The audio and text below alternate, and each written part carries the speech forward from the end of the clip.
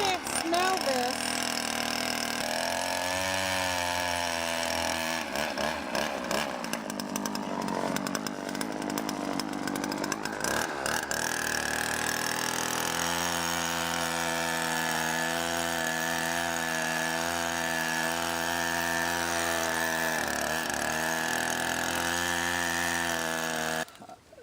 The health of the system itself looks to be in pretty good shape. There are 3 layers inside a septic tank. You've got your waste, the human waste, that's the heaviest thing in your tank. It naturally falls to the bottom over time. Your second layer is about 3 to 4 foot of water, depending on how much sludge is actually on the bottom. And then this top layer that you saw, the pink layer, that's what we call scum. What this machine here does, it takes all 3 of those layers and stirs the contents up into a soup.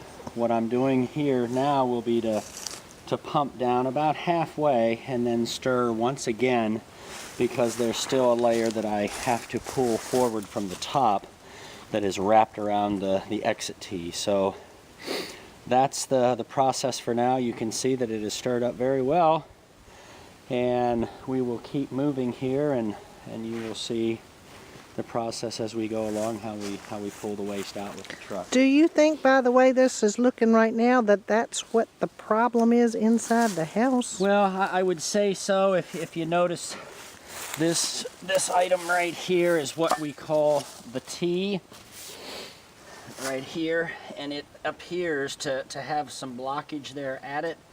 I'm hoping that I will be able to get that cleared out with the snake that I've got. If I can't, then a plumber will probably have to disconnect a pipe on the inside of the house and come down to the tank. But we're going to try to get it at this angle first and see if we don't make a difference. And do you charge extra for that service of snaking it out? Well, sometimes if all I have to do is stick a snake in the beginning and it catches right there at the end where the clog is, I do not. However, if I have to work 25-30 minutes snaking a line, yes, I normally charge $50 to $75 to snake a line out. But you know, if I get it quickly, I like to just provide that as part of my service to the customer for using me. And your normal fee is? Well, you know, we average from $275 to $350. It just depends on a few things. One is, how long has it been since the tank was last serviced? Because a tank that's 15 years old, that in between services, has been abused, probably pretty it's probably pretty rough in there, so it's going to take more effort to do a job that I would be satisfied doing.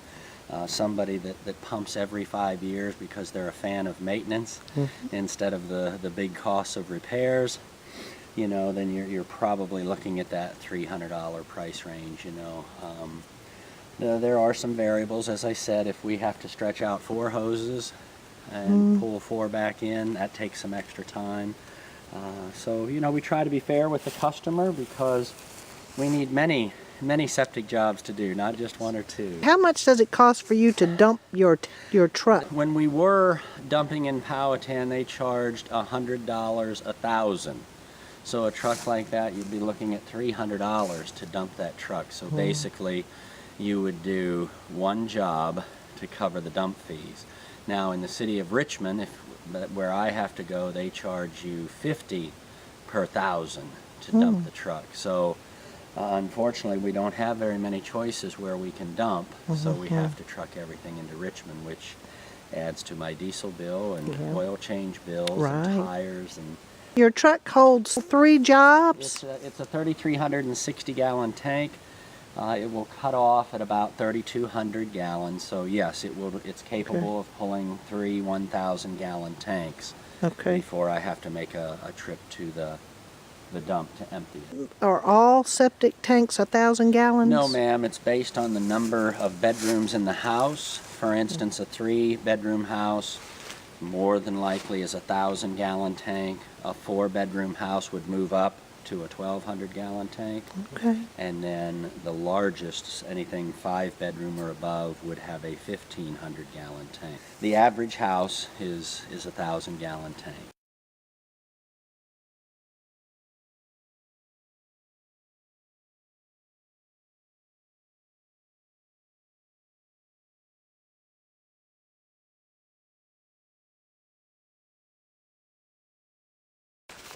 All right, the next step will be we're going to start the truck up, pull this tank down to about half, and then stir it up again and finish the job by pumping it the rest of the way. The pump on this truck will normally pump a 1,000-gallon tank in about 6 to 8 minutes, depending on the thickness of the material inside the box. I always start by making sure the top of the tank is clean.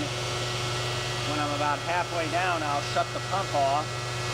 As I said earlier, we'll stir the contents again, and then I'll take the hose to the bottom of the tank and get the sludge and everything else that's down there.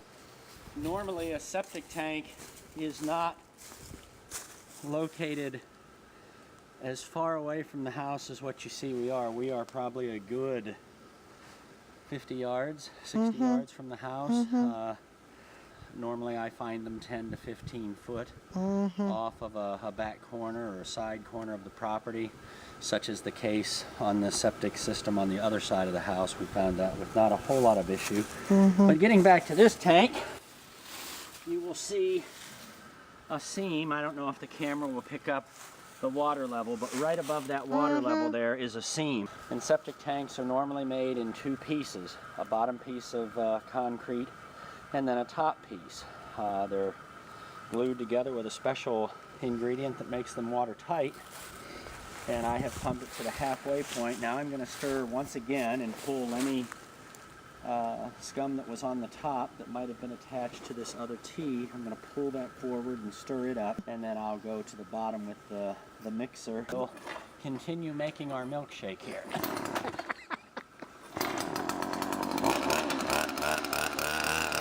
You'll see this layer start to come toward me. That's what I want to make sure I get stirred up.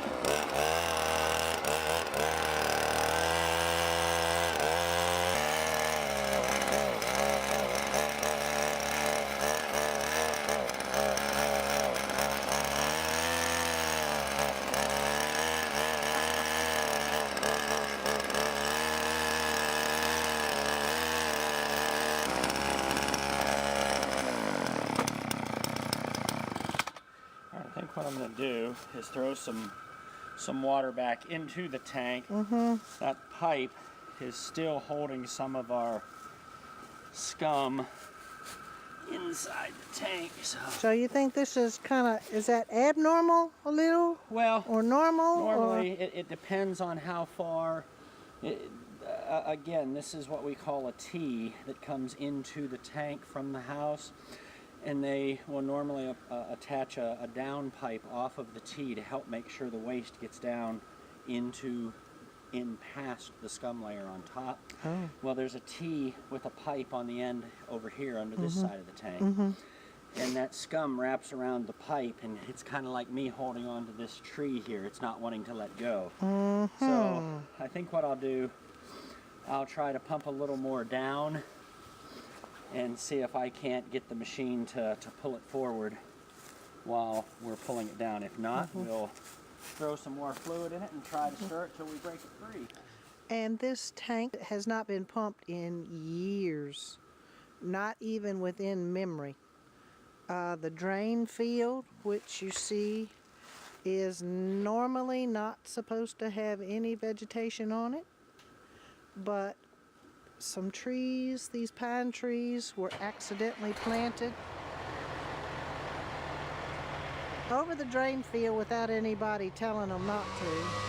So this drain field is somewhat compromised, but will be okay for now, I think. We'll see.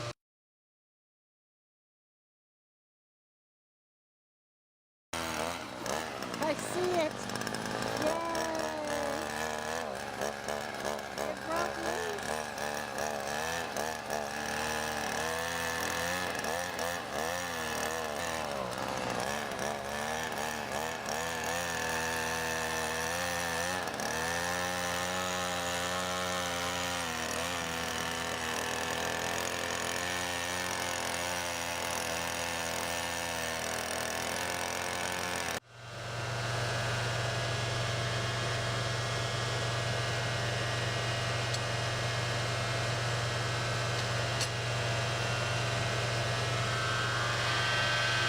see the sludge coming off of the bottom of the tank. If you look in there, you'll see how it's all pulling toward the center of the hose.